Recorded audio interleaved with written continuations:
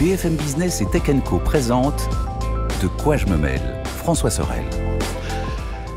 Un grand salut à toutes et à tous, merci d'être là, bon week-end et merci d'être présent pour De quoi je me mêle, votre rendez-vous dédié à la tech.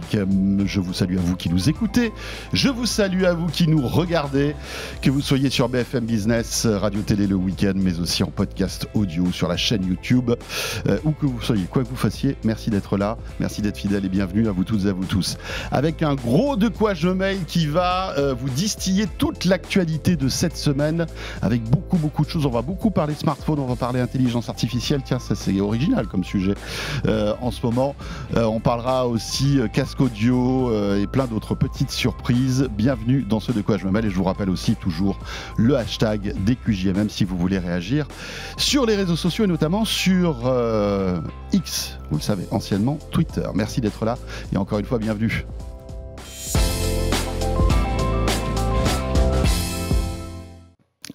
Le plus fidèle des fidèles. Quand je suis pas là, il est là, et quand je suis là, il est toujours là. C'est Anthony Morel. Salut Anthony. Salut François, salut tout le monde. Bien présenté, ouais, pas mal. Bah ouais, c'est un peu ça. Écoute, on est présent. Ouais.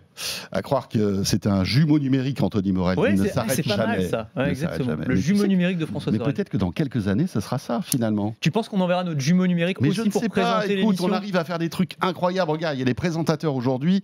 C'est pas des vrais présentateurs, c'est des avatars. Ouais. Et ils racontent des trucs. C'est vachement moins bien quand même. Ouais, c'est vrai. Moi j'aime bien quand même qu'il y ait un minimum d'humain quand même. Un peu d'humain, c'est ça. Ouais. Bien. Bon, bah écoutez, on va rester comme dans cette configuration encore pendant quelques années.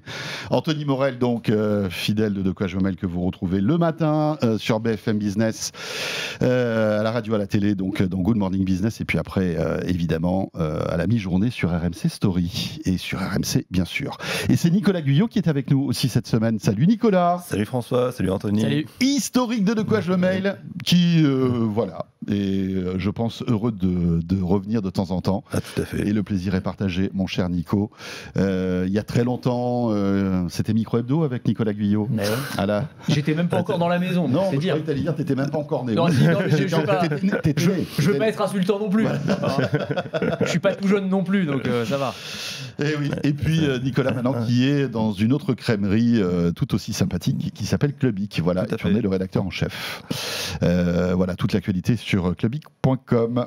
Alors, plein d'actu les amis. On va commencer par les smartphones parce que, mine de rien, entre les rumeurs et les nouveautés, il y a plein de trucs à raconter du côté de chez Google avec les pixels, du côté de chez Huawei qui ben voilà, persiste et signe en sortant un téléphone qu'on ne va pas vous conseiller d'acheter. Hein, c'est un peu ça qu'on peut dire. Mais malgré tout, bon, ben, ils ont du courage. Non, mais c'est un peu ça quand même. Enfin, on va y revenir. Mais c'est vrai avec leurs armes, quoi. Ils font ce qu'ils peuvent comme ils peuvent. Avec un bras dans le dos. C'est ça, avec un bras dans le dos. Ouais, c'est ça.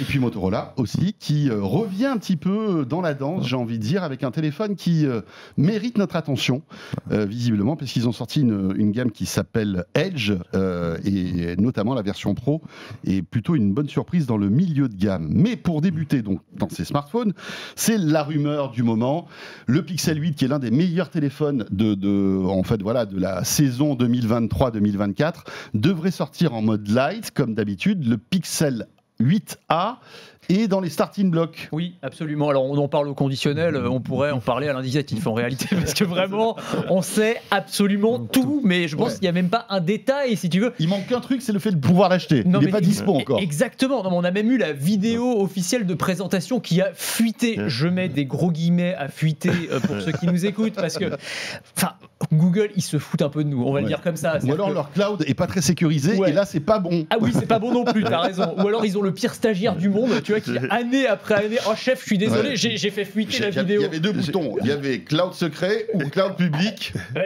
J'ai pas appuyé sur le bon. Bah voilà, la vidéo elle est partie. Et, oh là là, mais elle a été retirée hein, évidemment au bout de quelques minutes. Voilà, le temps que tout le monde la copie et la publie sur les réseaux sociaux. Ah désolé, on ne croyait pas. L'année prochaine, je ne referai pas la même erreur. Ouais, promis. C'est ce que j'avais déjà dit l'an dernier. Hein. Mais non, mais tu te rends, enfin, vraiment, ils le font exprès. Clairement, il y a des fuites qui sont organisées. J'en suis absolument persuadé. Mais enfin bon, c'est pas grave. Ça gâche un petit peu la surprise, mais du coup, on sait absolument tout ce que ces Pixel 8A ont dans le ventre, les couleurs, le design. Alors le design, c'est à peu près le même que celui des Pixel 8 et Pixel 8 Pro. Ouais. Un tout petit peu plus arrondi quand même. Je les trouve assez jolis de ce point de vue-là, vraiment pas mal. Après, ce qu'il y a à l'intérieur... Ils ont fait des efforts en termes de design des pixels de génération en génération. Je suis d'accord. Moi, je les trouve vraiment pas mal. Enfin, on s'en cache pas, on le dit semaine après semaine. Moi, ça fait partie de mes chouchous en termes d'utilisation. C'est ce que j'utilise au quotidien. Donc, ils ont pris exactement, et c'était le gros argument marketing des Pixel 8 et Pixel 8 Pro, tout l'argumentaire autour de l'intelligence artificielle, donc toutes les fonctionnalités de retouche photo notamment qu'on va retrouver dans les 8A. Après, si on regarde un petit peu les composants, il y aura le processeur Tensor G3, donc ça c'est très très bien. Les 7 années de mise à jour, qui est un gros argument commercial aussi pour les téléphones Pixel, parce que c'est quand même assez important. Mise à jour de sécurité, et puis un chargeur rapide. C'est pas les mises à jour d'OS. Oui, tu as raison de préciser. Donc c'est un petit peu moins bien, mais ça reste quand même correct, quoi. Pas mal. Qu'est-ce qu'on peut dire encore? Charge rapide à 18 watts, certifié IP67. Enfin voilà, on a à peu près la totale. En gros, c'est le même que le 8, en un peu plus petit, mais avec le même type de fonctionnalité à l'intérieur, et évidemment moins cher. On n'a pas encore le prix, je crois pas. On n'a pas encore eu le prix. C'est le seul truc. C'est peut-être le seul truc. Après, il y a une estimation aux alentours des 600 et quelques de mémoire. Je pense que ce sera comme les Pixel 7A à l'époque, de toute façon. Et donc l'annonce officielle, ça devrait se faire au moment de la lapsus révélateur de la Google I.O. Ça sort l'été en général. Enfin, début d'été, non, les 8A, enfin les Pixel A. Ouais, je pense au début de l'été. C'est un smartphone généralement qu'on trouve vraiment en rentrée. C'est bien pour s'équiper pour la rentrée. Ouais. Et c'est toujours une très bonne affaire, tu le disais. Parce que finalement, c'est un peu l'iPhone de Google, le Pixel. Exactement. C'est vraiment l'intégration pure, parfaite, entre un hardware fait par celui qui fabrique le soft. C'est ça. Et c'est intéressant de voir que ces produits qui ont mis pas mal d'années à trouver leur rythme, c'est vrai qu'il y a une période de rodage quand même, parce qu'on a 8 quand même, mais là on arrive à des trucs on a eu les Nexus avant aussi, il y a eu plein de Nexus, il y a eu plein d'expériences, mais c'est vrai qu'au début je pense qu'aussi Google avait aussi l'ambition d'imposer son système via d'autres fabricants et pas forcément de se l'accaparer le marché. Là aujourd'hui je pense qu'ils sont un petit peu plus en mode un peu plus ils sont en concurrence frontale avec leurs partenaires. On a envie de conquérir des parts de marché. Et ça se ressent d'ailleurs aux États-Unis. On commence à voir dans les ventes émerger en fait les pixels, ce qui était pas du tout le cas il y a encore quelques temps. Absolument, mais c'est mérité. Je veux dire, ça a pris du temps, mais c'est mérité. C'est-à-dire que vraiment les pixels, ça fait des années quand même que moi à chaque fois je trouve que c'est l'un des téléphones qui mériterait plus que ce qu'ils ont. C'est-à-dire qu'en gros, c'est des téléphones qui sont excellents sur le papier, qui quand tu les utilises, notamment sur la qualité de l'appareil photo, mais pas seulement, c'est des très très bons téléphones, mais qui en termes de part de marché étaient absolument ridicules. Tu vois, c'était de l'ordre de, je sais pas, 1%, enfin c'était vraiment peanuts. Et là, effectivement, ils commencent à sortir un petit peu de l'ombre. Ils ont fait beaucoup d'efforts de marketing aussi, on les voit beaucoup plus qu'auparavant. Il y a de la pub un peu partout. Google communique énormément dessus. On sent ils ont une stratégie maintenant à la Apple. Tu as tout à fait raison de dire que c'est une vitrine technologique, c'est-à-dire c'est le téléphone qui est conçu made by Google, design by Google, tout intégré par Google, et donc en gros c'est le nec plus ultra de ce que peut produire Google et de ce que peut produire Android, donc ils ont raison de le mettre en avant, et tant mieux si ça fonctionne. Donc on va dire deux particularités de ce téléphone, c'est la qualité de la photo qui est justement avec tout ce qui est computing, etc., arrive à faire des choses incroyables, et ça c'est depuis plusieurs années que Pixel est réputé pour ça, pour la qualité des photos, et puis l'IA générative qui est omniprésente avec des fonctions, vous le voyez, enfin si vous êtes avec nous en vidéo, on vous montre des petits exemples, des exemples de traduction à la volée, de résumé de réunion, etc., qui arrivent en puissance, puisque c'est l'un des porte-drapeaux de Google, c'est la photo et l'intelligence artificielle. En fait, c'est les usages. C'est ça la grande force des Pixels, c'est qu'en fait ils mettent en avant les usages. C'est pas comme il y a certains fabricants qui mettent ce qu'il y a de mieux sur le marché, le meilleur processeur, meilleur capteur, meilleur écran, bref, en fait meilleure autonomie, meilleure vitesse de charge. Google, c'est un peu en fait là-dessus, ils n'ont pas le meilleur processeur, ils n'ont pas les meilleurs capteurs, ils n'ont pas la meilleure autonomie, ils n'ont pas la meilleure vitesse de charge, mais par contre tout est bien intégré. Oui, tout est très homogène en fait. Et tu vois, on parlait de l'IA, donc les capacités de photo. Vous montrer des photos prises avec un pixel à quelqu'un qui a l'habitude l'habitude d'un iPhone, qui prend des très bonnes photos, les gens sont surpris. Ouais. Et après, il y a tous ces petits outils, c'est pas des gadgets. L'outil, vous voulez effacer, vous avez pris une photo qui est très sympa, mais il y a un panneau de circulation qui gâche au premier plan, on craque, un petit coup de gomme magique, c'est bluffant. Il y a aussi pas mal de gadgets. Je suis d'accord, la gomme magique, c'est génial, ça existe depuis plusieurs années. Voilà, mais ça fait partie du concept. Mais tout ce qu'ils ont présenté, tu sais, ils ont fait énormément de marketing sur tu peux changer ta tête en prenant un selfie avec la tête de ton copain. Je veux dire, c'est le genre de truc, tu l'utilises une fois, après tu l'utilises plus jamais. Tu vois, donc il y avait vraiment ce côté. Mais je comprends. En même temps, c'était aussi, on parlait de vitrine technologique, c'était ça, c'était un peu montrer ce qu'on est capable de faire aujourd'hui avec l'intelligence artificielle générative en termes d'image. Donc il y avait ce côté effet waouh. Après, je pense que la plupart de ces fonctionnalités de retouche photo, la grande majorité des gens ne les utiliseront pas ou quasiment pas, à l'exception de effectivement la gomme magique qui est géniale, qui fonctionne très très bien. Par contre, les fonctionnalités de traduction, de résumé de texte, de réponds un mail à ma place, ce genre de choses, là pour le coup, même si c'est moins immédiatement spectaculaire, je pense que dans les usages, clairement, on est en plein dans la cible, quoi. Voilà pour ces pixels. Alors évidemment, il y a toute une galaxie de produits qui sortent en même temps, les montres connectées, les buds, etc. etc. En fait, tout un écosystème qui ressemble étrangement à celui d'Apple, d'ailleurs. Et à noter que Google se lance aussi dans les smartphones pliants. Ça aussi, c'est très intéressant. Donc, ils ont une vraie stratégie assez globale. Et on attend sans doute pour l'hiver prochain le nouveau pliant de Google qui devrait sortir en France et qui, d'après les premières rumeurs, serait excellent aussi. Donc c'est intéressant. En tout cas, c'est un acteur à suivre, Google, parce que on a vu qu'ils faisaient beaucoup d'économies sur plein de choses. On l'a vu, ils ont viré des dizaines de milliers de personnes il y a quelques mois de cela, mais en fait, ils protègent malgré tout cette partie-là des pixels parce qu'on voit que stratégiquement, c'est important pour eux. On a oublié de parler aussi d'un truc, c'est le positionnement, le prix, quoi. Le prix de ces produits. En fait, mine de rien, on est quand même sur des produits, le haut de gamme de Google est un tiers moins cher que le haut de gamme d'Apple, en fait.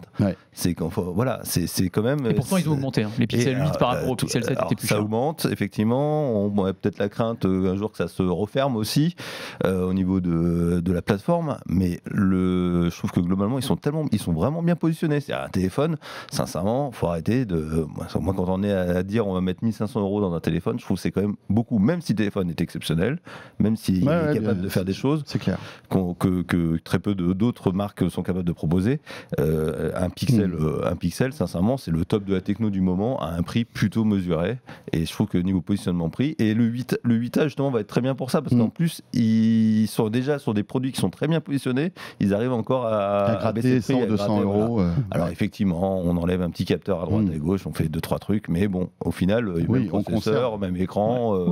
C'est vrai. Après, on reste quand même sur du haut de gamme. On est sur entre 700 et 1000 €. Bon, ça reste c'est moins cher qu'Apple, mais ça reste plus cher que le budget moyen d'achat d'un smartphone. Mais c'est plus accessible, on va dire. C'est plus accessible. C'est sûr que c'est clair.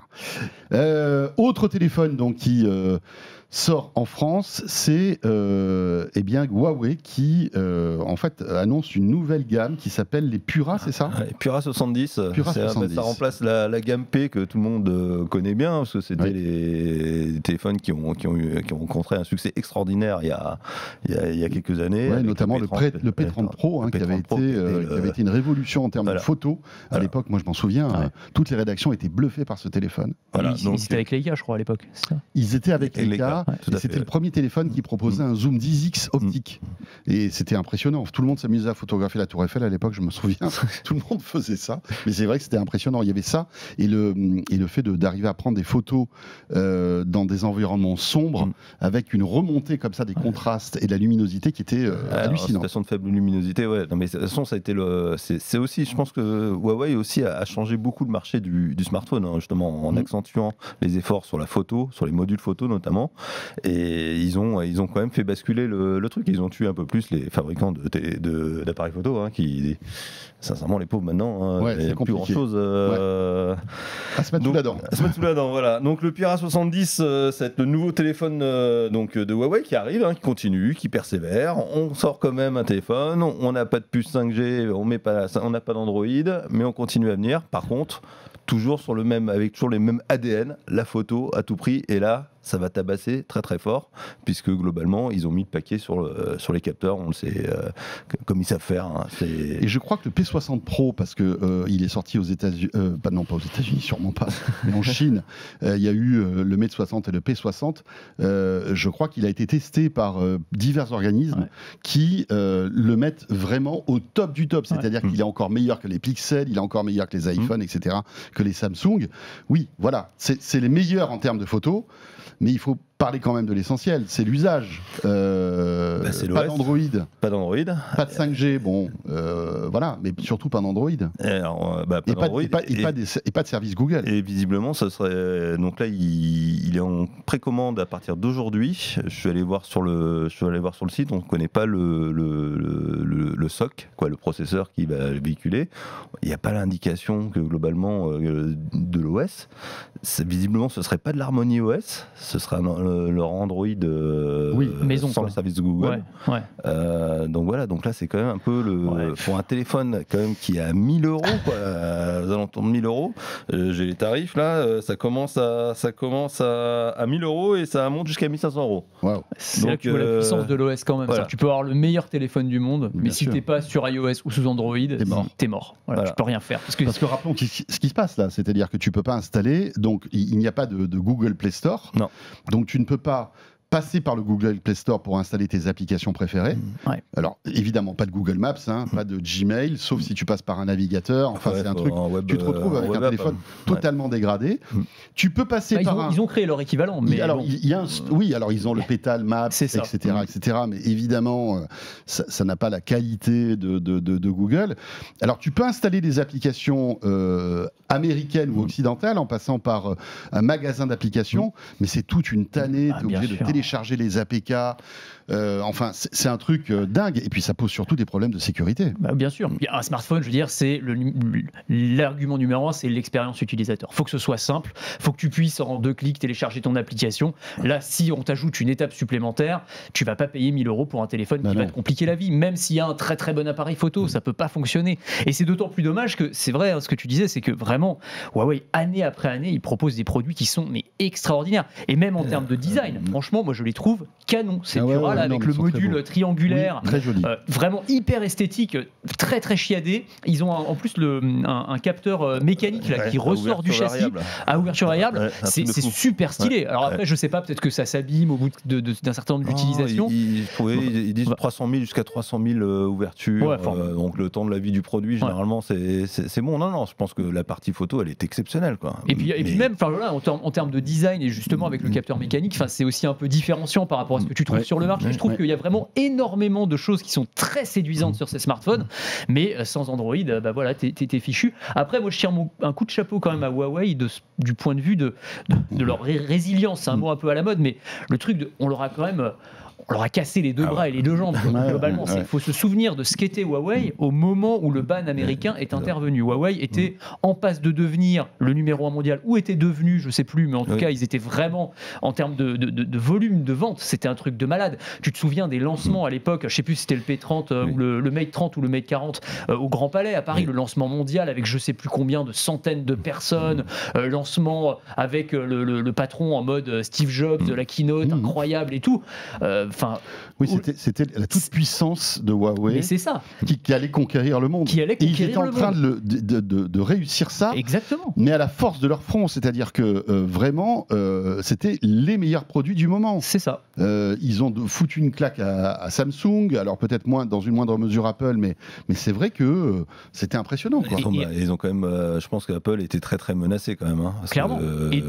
Et donc quand les États-Unis disent bon, maintenant Huawei, la fête est finie, vous n'aurez plus le droit d'avoir Android, vous n'aurez plus le droit d'avoir des composants américains, qu'est-ce qu'ils ont fait? Ils auraient pu dire bon tant pis, on accepte nos pertes, on lâche la partie smartphone et puis on va se concentrer sur l'équipement réseau puisque c'est leur métier originel, ils gagnent bien leur vie avec ça, etc. Non, ils ont dit bon on continue, on se débrouille, ils veulent pas de nous, on va se débrouiller tout seul, on va créer notre propre OS, on va créer notre système de cartographie, on va créer nos propres chips, ce qui est quand même un pari. Alors forcément ça c'est pas non plus, le résultat est que en Occident plus personne n'achète des Huawei, mais enfin ils arrivent à sortir des produits qui ont quand même de la gueule, quoi. je veux pas rentrer dans des considérations politiques, mais ce ban est d'autant plus stupide que d'autres constructeurs chinois, eux, peuvent installer les services Google d'une manière totalement libre, hein, les Xiaomi, les Oppo, enfin voilà, et les Honor, les Honor, Huawei, en fait, c'est bon, voilà, c'est des téléphones Huawei remaquillés, enfin, je trouve vraiment remaquillés, mais ils bénéficient de la recherche et développement pendant encore 4 ans ou je sais plus combien d'années. Il y a toute une histoire.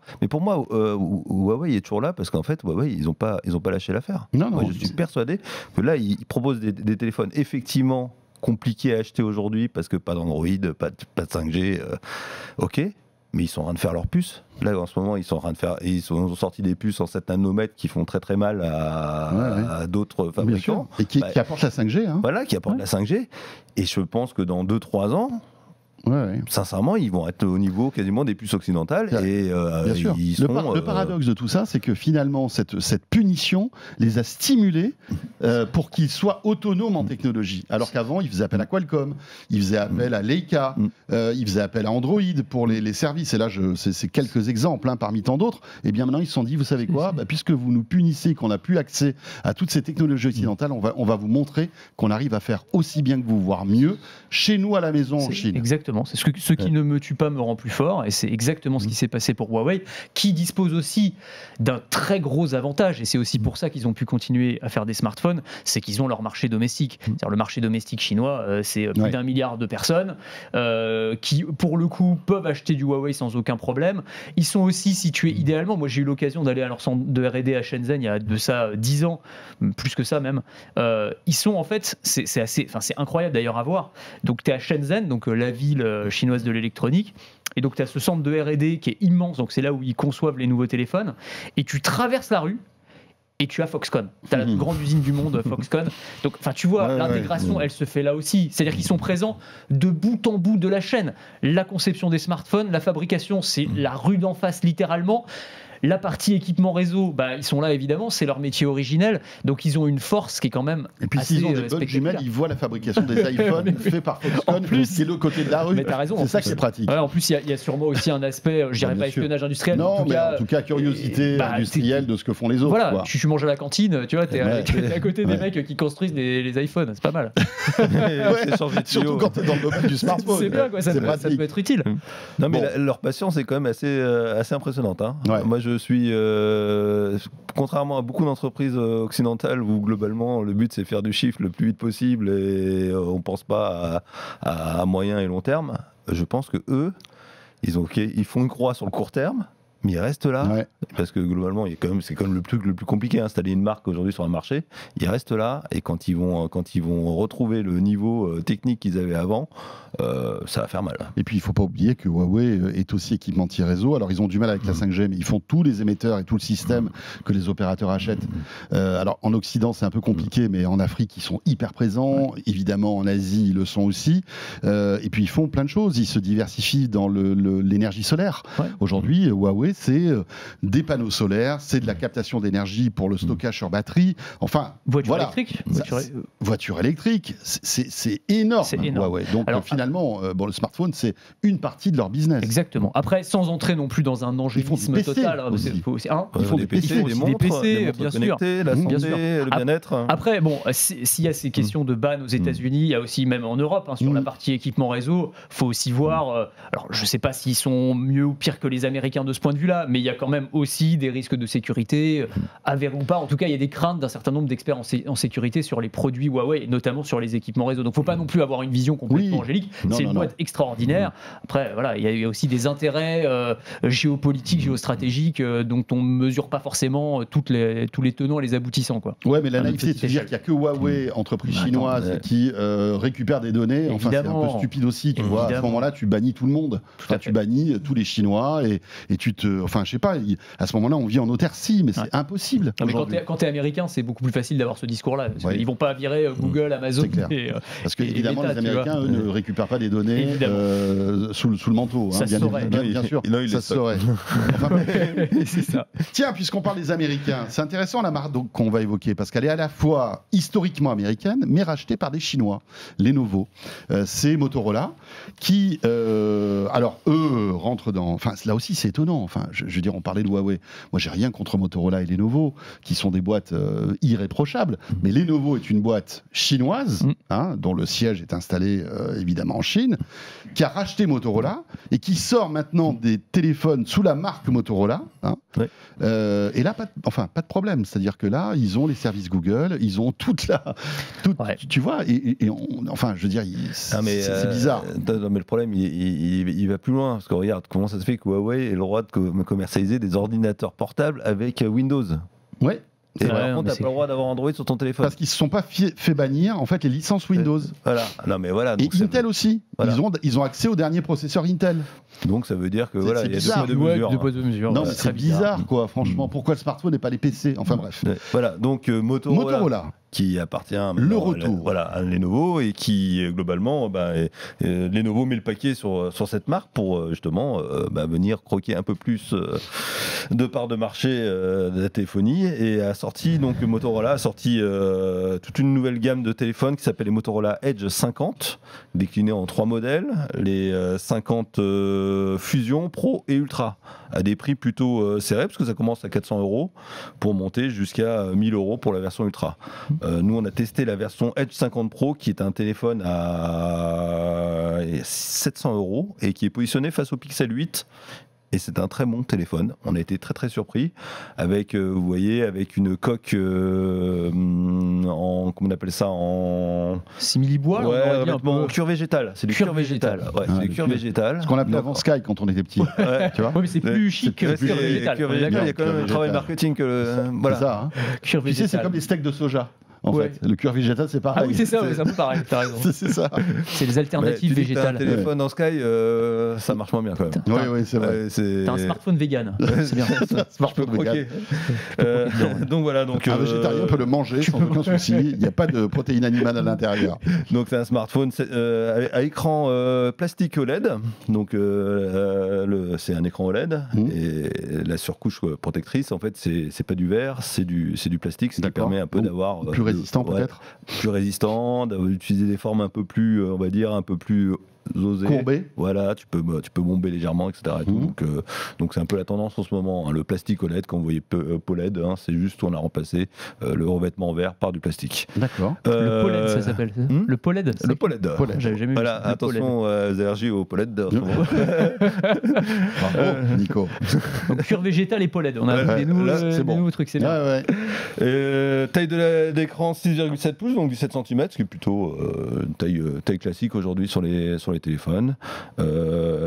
Écran 120 Hz, en fait, vendu 144, mais en fait, il faut vraiment l'activer pour pouvoir, généralement en situation de jeu, mais sinon par défaut, les modes auto. Ce qui permet d'avoir plus de fluidité en fait, plus quand vous scrollez. Donc l'image est plus fluide et surtout c'est dynamique. C'est-à-dire qu'en fait, quand vous êtes en train de regarder, je sais pas, une photo, l'écran, il voit que vous regardez pas un film, donc en fait, il a pas besoin de rajouter des images supplémentaires. Capacité de stockage, ça va jusqu'à 512 Go, 8 Go de 8. Il y a de l'intelligence artificielle dedans ou pas ? Il y a de l'intelligence artificielle. Ils ont sorti un module qui s'appelle Moto AI. C'est pour surfer sur le marketing. Ouais, c'est très marketing. D'accord. C'est très marketing. On a trouvé ça très marketing. Il n'y a pas grand chose.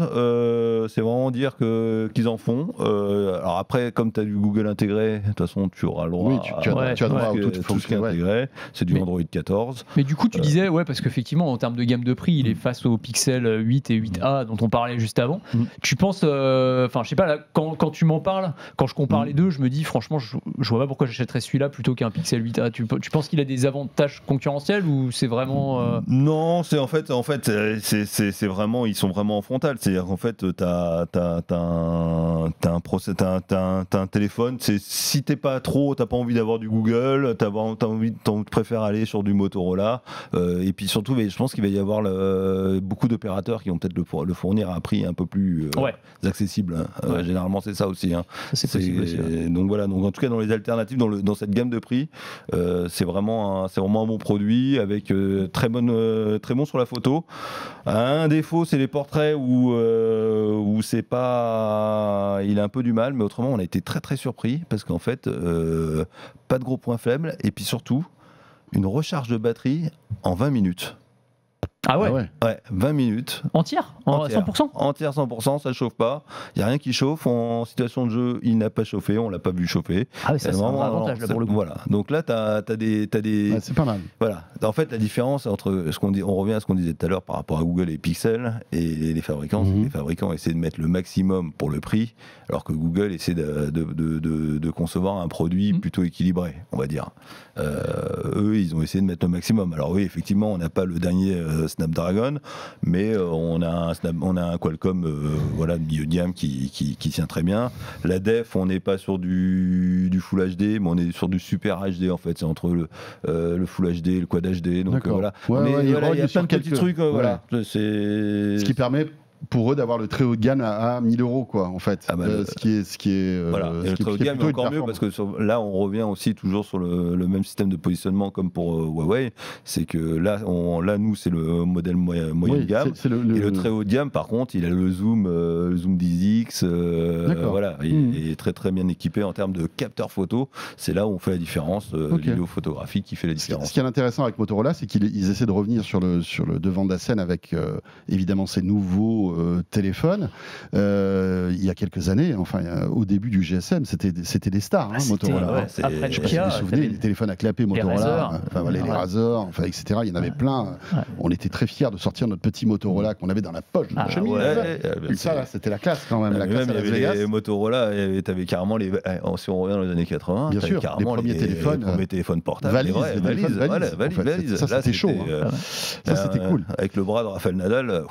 Et il faut savoir que Motorola a une belle popularité aux États-Unis et que même si Lenovo est propriétaire de Motorola, il faut savoir que toute la R&D, en fait le cœur, l'âme de Motorola est restée aux États-Unis. C'est assez intéressant. Ouais, c'est intéressant. De voir que voilà, évidemment, les capitaux sont chinois, etc. Mais le cœur de la création de Motorola, elle est toujours aux US. Et de toute façon, je pense que 90% des gens font pas la différence. C'est-à-dire qu'ils savent pas que ça a été racheté par des Chinois. Ils voient la marque en fait. C'est comme Nokia avec HMD, quoi. Tu vois, tu crois encore que c'est du Nokia finlandais, quoi, alors que pas du tout.